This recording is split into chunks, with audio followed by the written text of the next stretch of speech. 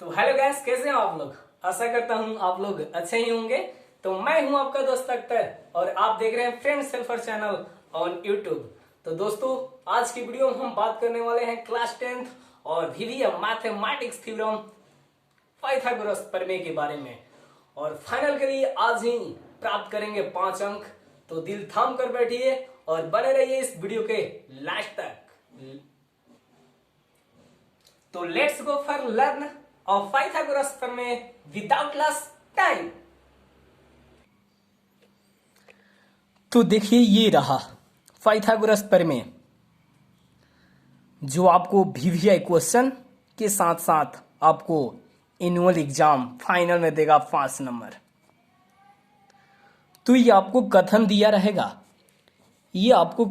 रहेगा कि सिद्ध करे कि एक समकोण त्रिभुज में कर्ण की वर्ग अर्थात कर्ण भुजा की वर्ग शेष दो भुजाओं के वर्गों के योग के बराबर होता है। यानी इनका कहने का मतलब है कि एक समकोण त्रिभुज में कर्ण स्क्वायर बराबर आधार स्क्वायर प्लस लंब स्क्वायर होता है। तो हमको बनाना पड़ेगा एक समकोण त्रिभुज। तो अभी देखिए, ये समकोण त्रिभुज का लंब, ये कर्ण और ये रहा आधार। तो एक त्रिभुज की रचना A, B और C। जो AB हो गया आपका परपेंडिकुलर अर्थात लंब, और BC बेस आधार और AC हाइपोटेनस। और इसमें दिया हुआ है कि एक कोण 90 डिग्री का है। तो जो कोण V है ABC, ये 90 डिग्री का है। तो यहां पर हम लिख लेते हैं कि माना कि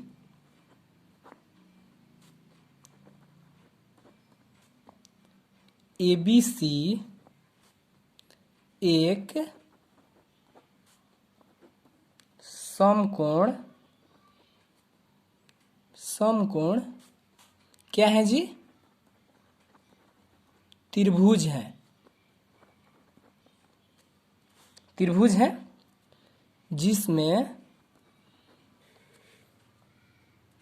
जिसमें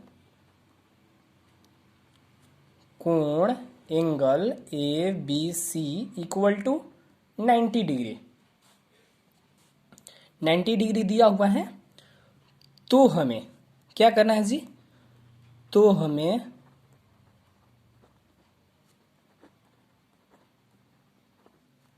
सिद्ध करना है कि क्या बोल रहे हैं कि कर्ण की वर्ग, कर्ण अर्थात इसमें कौन हुआ जी? AC कर्ण का वर्ग शेष दो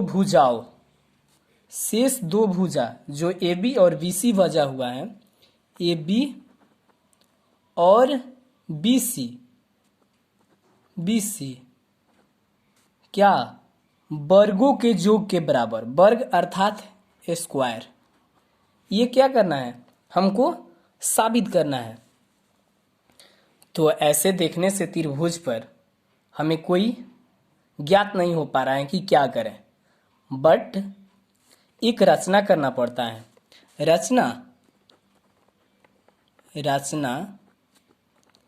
तो रचना क्या करेंगे जी?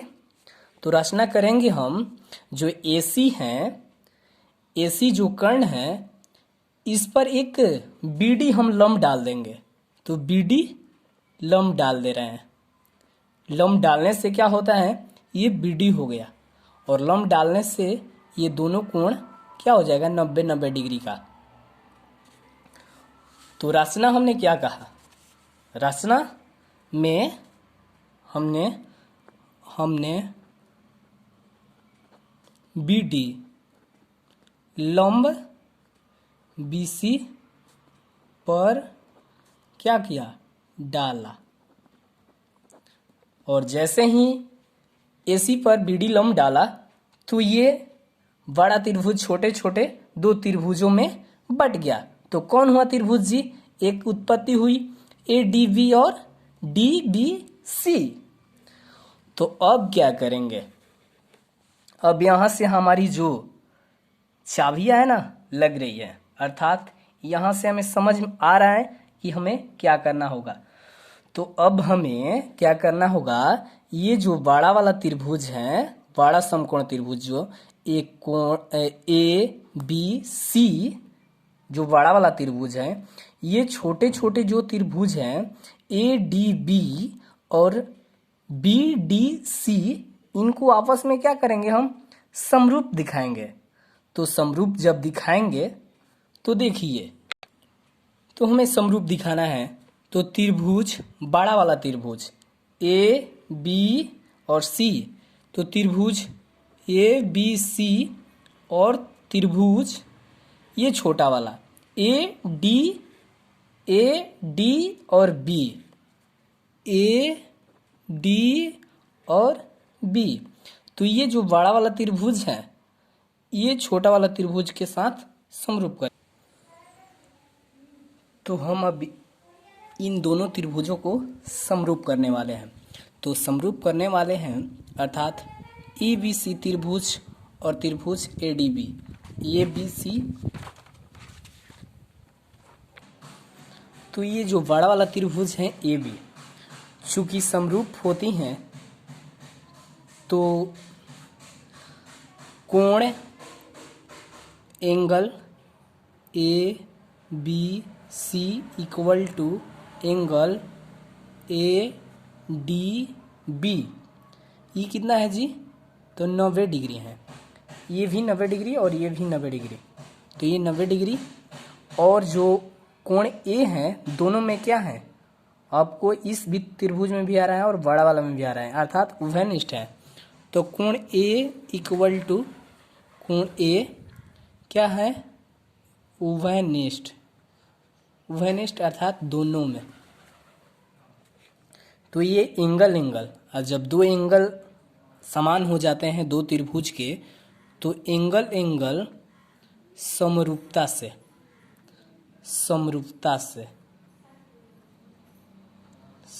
से क्या हुआ, त्रिभुज ABC समरूप त्रिभुज ADB। और जब त्रिभुज समरूप हो जाते हैं तो जो उनकी सम्मुख भुजाएं हैं आपस में क्या होती हैं, समान अनुपात में हो जाती हैं। इसीलिए ABC का जो AB होगा, AB अपॉन ये AD, और जो इसका कर्ण है AC अपॉन AD हो गया, और AC अपॉन इसका क्या हो जाएगा जी, इसका हो जाएगा AB कर्ण हो जाएगा ना। तो AB अर्थात जब दोनों तिरछा तिरछी गुना करेंगे तो ये हो जाएगा AB स्क्वायर बराबर AC इंटू AD, और इसको मान लेते हैं हम समीकरण 1, सच दैट, माने इसी प्रकार,